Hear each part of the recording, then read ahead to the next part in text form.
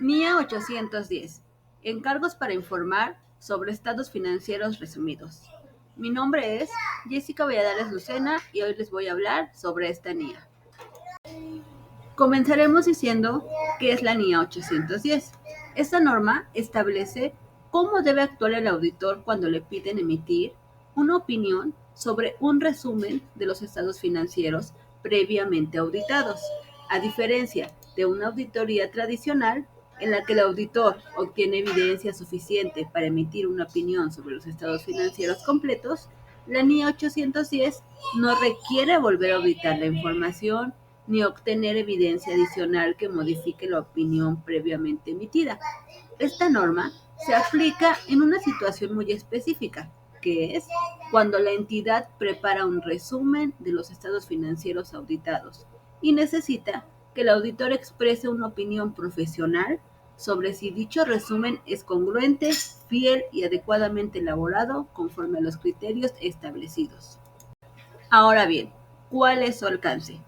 La NIA 810 aplica únicamente cuando se preparan estados financieros resumidos derivados de estados financieros completos, cuando dichos estados financieros completos ya fueron auditados bajo las normas de información de auditoría y cuando el auditor debe emitir un informe especial sobre la congruencia o fidelidad del resumen.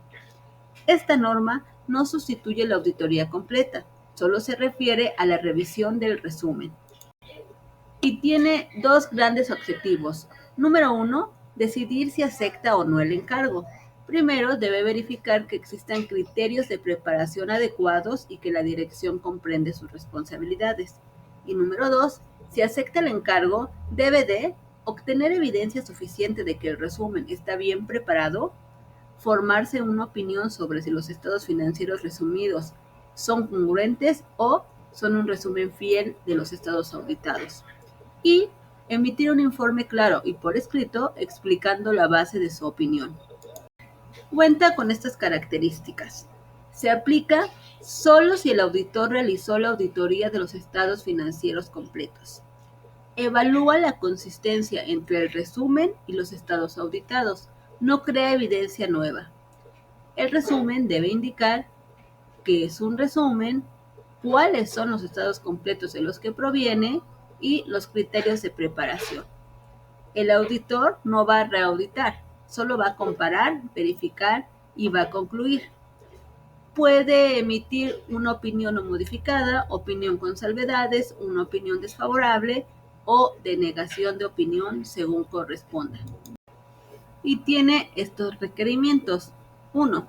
Aceptación del encargo. El auditor solo puede aceptar el trabajo si él mismo auditó los estados financieros completos, los criterios usados para elaborar el resumen son adecuados y si la dirección acepta sus responsabilidades.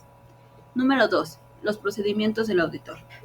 El auditor debe verificar que el documento indique claramente que es un resumen, comprobar que el resumen coincide con los estados auditados, confirmar que cumple con los criterios aplicados y no induce error, y asegurar que los estados completos estén disponibles para los usuarios. C. El informe de auditoría debe incluir título, destinatario, descripción del resumen, responsabilidades de la dirección y del auditor, una opinión clara, una aclaración. Y es muy importante la opinión del auditor. Si el resumen es correcto, se emite una opinión no modificada. Si lo es y no se corrige, una opinión desfavorable. Si los estados auditados tuvieron salvedades o una opinión modificada, eso también debe de reflejarse. Pero, ¿esta NIA para qué y cómo se aplica? Se aplica para dar transparencia al representar los estados financieros resumidos, dar confianza, validez. Sirve cuando las entidades presentan informes anuales abreviados, información financiera para accionistas, boletines, folletos o documentos con información resumida. Y el proceso que sigue es 1.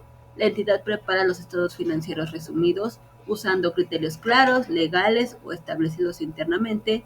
2. Se entregan al auditor junto con los estados auditados. Y 3. El auditor realiza procedimientos de verificación. 4. El auditor forma su opinión. Y 5. El auditor emite su informe, que como ya se comentó, Puede ser favorable, con salvedad, desfavorable o de negación. En conclusión, la NIA 810 garantiza que los estados financieros resumidos sean confiables, consistentes con los estados auditados y útiles para los usuarios que requieren información clara, pero en formato abreviado.